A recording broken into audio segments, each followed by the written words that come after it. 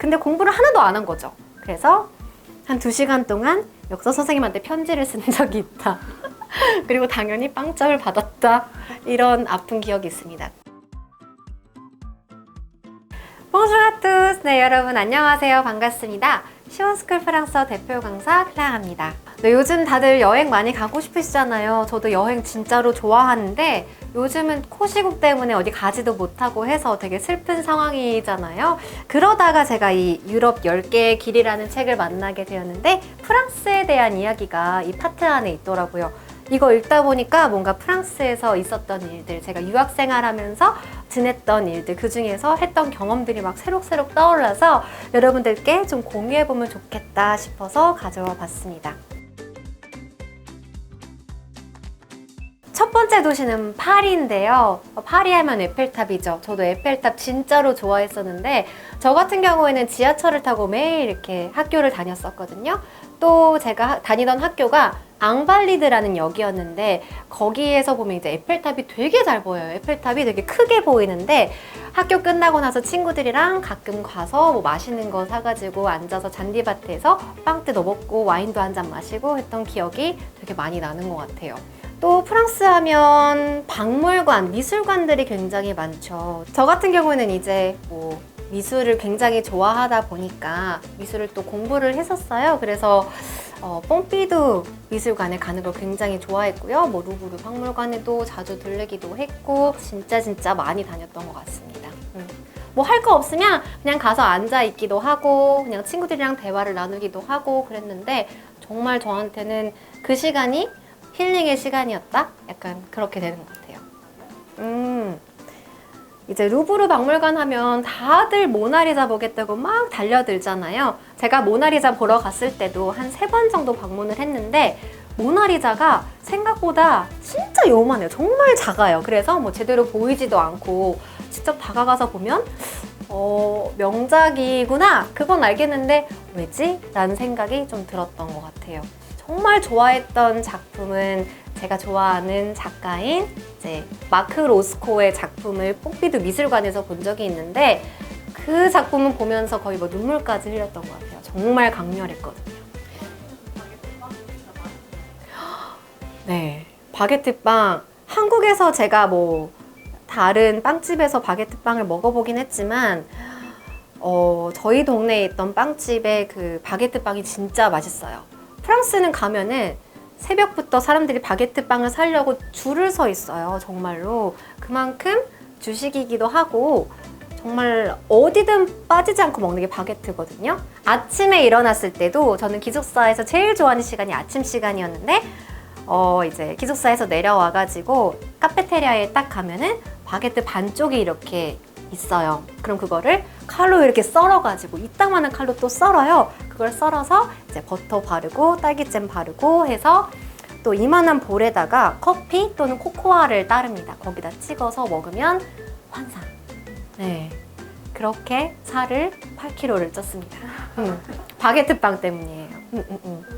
제가 프랑스에서 제일 좋아했던 게 방학이었는데 프랑스는 한 8주 정도 학교를 다니면 무조건 2주를 쉬어요. 방학이에요. 네. 그래서 그날만 기다리면서 손꼽아 기다리면서 이제 8주를 열심히 공부를 합니다. 2주 동안의 방학도 굉장히 사실 길거든요. 그래서 뭐 그 시간 동안 친구들이랑 여행을 가기도 하고 지방에 내려가기도 하고 했거든요. 그걸 진짜로 좋아했었고 또 제가 진짜 좋아했던 거 하나가 아니다. 이건 제가 싫어했던 거네요. 시험이 전부 다 서술형이다. 이거는 정말 너무 싫었어요. 네.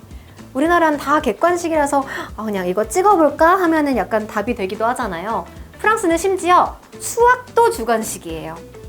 답이 정해져 있지만 그 답을 풀어나가는 과정을 한 3-5줄 이상 쓰지 않으면 점수를 뭐 반도 못 얻는 거죠. 그래서 이 부분이 너무 싫었다. 이건 조금 부끄러운 이야기긴 한데 제가 역사 시간에 역사를 되게 좋아했는데 그날따라 뭔가 좀 우울했는지 공부가 하기 싫었나 봐요. 이제 역사 시험 문제가 어떤 식이었냐면 뭐 대혁명 1789 대혁명 때의 시대적 배경을 서술하시오 이렇게 한 문제가 있어요. 그럼 그거에 대해서 2시간 동안 쫙 내가 아는 모든 걸 써야 되는 거예요. 근데 공부를 하나도 안 한 거죠. 그래서 한 2시간 동안 역사 선생님한테 편지를 쓴 적이 있다. 그리고 당연히 빵점을 받았다. 이런 아픈 기억이 있습니다. 하지만 그 뒤로는 좋은 성적 받았습니다. 네. 점심시간이요? 뭐가 궁금하죠? 아, 거기도 치열하게 뛰어가요. 완전요. 네, 진짜 장난 아니었어요. 제가 다니던 학교는 중고등학교, 초등학교도 붙어 있는 학교였어요. 그런 학교들이 있거든요. 그러면 이렇게 약간 우리 콘서트 보러 가면은 줄 잘 서라고 해서 이렇게 바리케이드 쳐놓잖아요. 거기도 그래요. 그럼 이제 막 달려가가지고 일바로 가면 제일 먼저 내가 원하는 것들을 이제 골라올 수 있다. 프랑스는 이렇게 밥을 떠주기도 하지만 요거트나 이런 것들, 후식 있잖아요. 그런 것들은 내가 원하는 맛을 고를 수가 있어요. 근데 막 딸기맛, 복숭아맛 이런 거 먹고 싶은데 다 가져가고 나면 플레인 먹어야 되잖아요. 그래서 그런 걸 방지하기 위해서라도 이제 종치면은 미친 듯이 달려갔다. 그리고 저도 그랬죠. 제가 이제 프랑스 로슈라는 지역에서 살 때는 기숙사에서도 살고 이제 홈스테이로도 살았었다고 말씀드렸잖아요. 근데 그때 제 홈스테이 담당을 해주셨던 분이 할머니랑 할아버지가 계셨어요. 할머니 이름이 이제 크리스티안이었고 할아버지는 베르나르였거든요. 저를 정말 친손녀처럼 아껴주셔서 저도 할머니, 할아버지 이렇게 맨날 부르면서 따랐던 기억이 나는 것 같아요.